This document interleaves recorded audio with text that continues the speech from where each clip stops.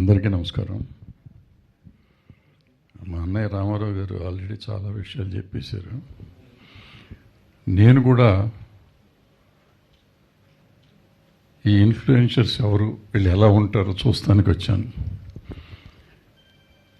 మా ప్రమోషన్స్ ఇంతకుముందు సినిమాలు అంటే మా అంబికా కృష్ణ గారు, మా రామారావు గారు, నేను మాలాంటి వాళ్ళం పెద్ద సెలబ్రిటీస్ అనుకునేవాళ్ళం అప్పట్లో. ఇప్పుడు మమ్మల్ని గుర్తించడం మానేశారు అందరూ.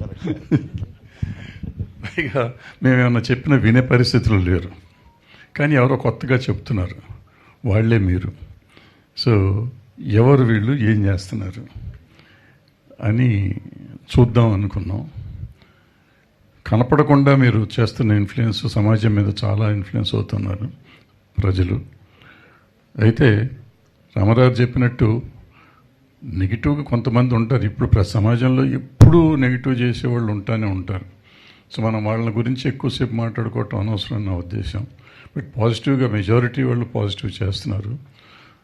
కొంతమంది ఎంటర్టైన్మెంట్ చేస్తారు, కొంతమంది సమాజానికి సంబంధించి చెప్తారు, కొంతమంది టూరిజం గురించి చెప్తారు. రకరకాలుగా చెప్పి మీరు ఇన్ఫ్లుయెన్స్ చేస్తున్నారు జనాన్ని, ఎంతో ఇన్ఫర్మేషన్ ఇస్తున్నారు. సినిమాల గురించి కూడా మంచి చెప్తున్నారు, చెడు ఉంటే ఉంటుంది కొంత. నా ఉద్దేశంలో ఏంటంటే సమాజంలో ఎక్కడైనా కానీ చెడు అనేది ఉంటుంది. ఇప్పుడు దేవుడే సృష్టించాడు అంటాడు దెయ్యాన్ని కూడా. కాబట్టి ఆ దెయ్యాలు ఉంటాయి, దెయ్యాల గురించి మనం ఎక్కువ మాట్లాడుకున్న వాటికి ఇంపార్టెన్స్ ఇవ్వటం అనవసరం అనుకుంటా.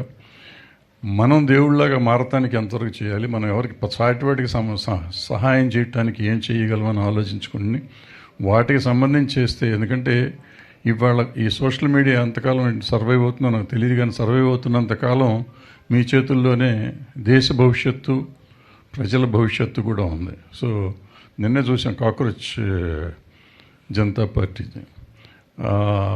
ఒక్క చిన్న మెసేజ్ ఎంత ఇన్ఫ్లుయెన్స్ చేస్తుందో చూస్తున్నాం వాళ్ళ లాస్ట్ 1 month నుంచి.